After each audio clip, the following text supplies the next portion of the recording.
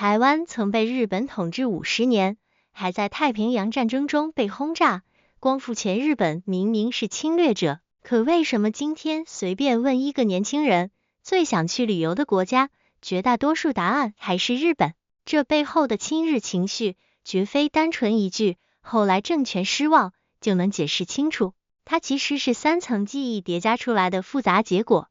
让我们先回到1945年夏末，台北公会堂前人山人海，日本旗降下，青天白日满地，红旗升起。一位穿木屐的中学老师挤在人群里，眼眶泛红，手微微发抖，喃喃说：“终于回到祖国了。”那一刻，他真心觉得自己从皇民变回了中国人。当晚，他回家开了一瓶珍藏清酒，对太太说：“孩子们以后不用学日语了，学好国语就有前途。”谁也没想到，几十年后，他的孙子会在东京上班，日语比他爷爷还流利，对日本的好感也完全不同。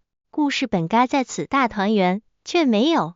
老一辈嘴上骂日本，私下却常说日本时代公务员比较认真，年轻人更直接，看日剧，追日星，挺日本队。国际事件上，台湾人对日本往往比对自家当局还温柔，这现象值得深思。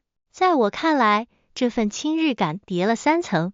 第一层，日本统治时期在日常生活中留下的现代化体验。那50年，台湾第一次拥有道路、自来水、现代医院、学校、路灯、铁路。对许多从清朝走来的人而言，现代生活就是在日本时代开始的。想象一个乡村少年突然进入有红绿灯、准点火车、较卫生习惯的世界，他知道这是外来政权建的，但每天踩平整马路和钱进水，那种惊喜会变成对生活的底层期待。日本时代于是成了具体的触感，医生准时，火车不误点，邮差准时送件，这些在当时是突破，今天看来普通，却让人记住谁带来了秩序。秩序与认同是2回事。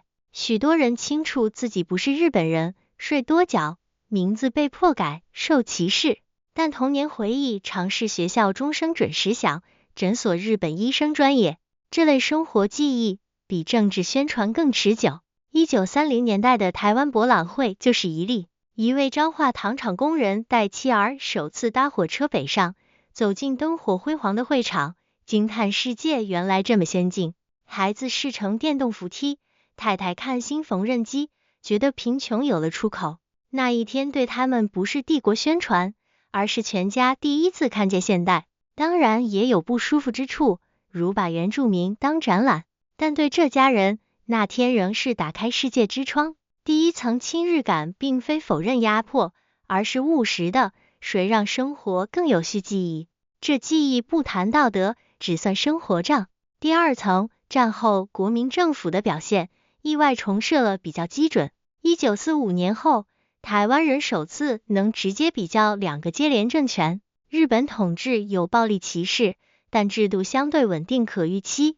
国民政府出来带着祖国光复光环，却因贪腐、通胀、语言障碍、228事件与常年戒严，迅速失去人心。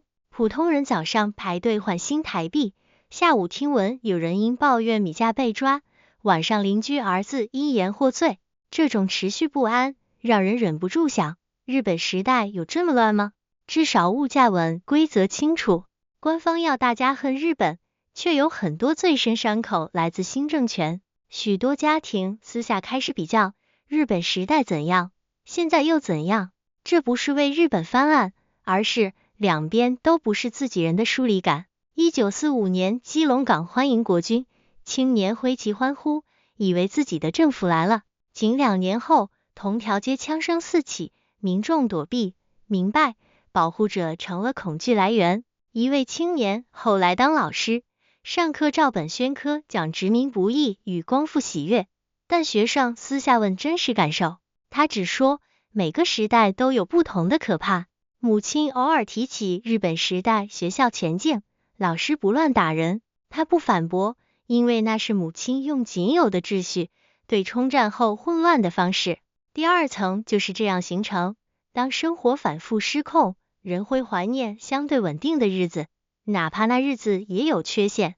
第三层，战后日本的彻底转型，加上台日当代互动。战后日本被迫拆武，定和平宪法，专注经济、科技、文化。台湾则从戒严走向民主，两边价值观渐趋一致。当其他地方还在历史仇恨上互呛，台湾谈日本多聚焦合作，经贸、旅游、棒球。921地震，日本救援队第一时间抵达。311海啸，台湾捐款全球名列前茅。这些经历把昔日殖民母国变成栽实可靠的邻居。1970年代起，日本在年轻人眼中是动漫、时尚、前进城市的象征。这不只是软实力，也是文化共鸣、礼貌、守时、安静公共空间。相较之下，另一邻居常军机绕台、导弹试射，安全感落差让日本更显温和可预期。1999年921，日本救难队在瓦砾中搜救。2011年311，台湾街头捐款箱满是硬币与纸钞。联航时代，年轻人自飞日本，吃拉面、看球赛，发现日本人也会赶车，抱怨加班。这拉近距离，淡化历史仇恨。年轻人回家分享旅游见闻，老一辈讲起日式学校背99表的故事。两代间的日本，从冷硬帝国变成有味道、有温度的具体地方。第三层总结，日本从军靴换便鞋，台湾民主路需要可靠伙伴，灾难互助、文化交流、价值契合，一次次叠出信任。亲日从老辈怀旧变成年轻人的真实体验。三层合一，殖民种下现代种子，战后乱象衬托稳定。